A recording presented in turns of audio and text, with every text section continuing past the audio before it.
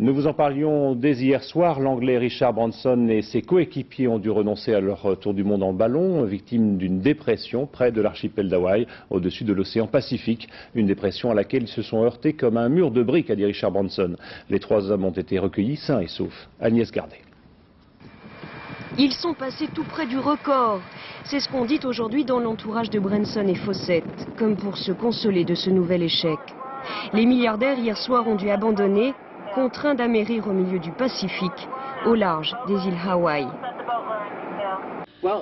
C'était très chouette, superbe expérience. Dommage qu'on n'ait pas pu aller jusqu'au bout.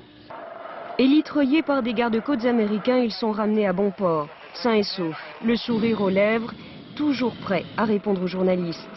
Priorité à la communication, d'ailleurs une conférence de presse est improvisée dans un hôtel d'Honolulu. Quand je regarde derrière moi ce que nous avons réussi à faire en 7 jours, les 22 ou 23 pays différents que nous avons survolés, je me dis que c'était une fabuleuse balade. Un voyage commencé le 18 décembre au Maroc, après quelques turbulences diplomatiques au moment du survol de la Chine notamment. Le ballon se heurte le 8e jour à une très forte dépression. C'est donc la météo qui a mis fin au rêve de ces aéronautes fortunés. Argent et technologie n'ont pas suffi pour accomplir l'exploit. Un exploit aujourd'hui convoité, 7 équipes sont sur les rangs.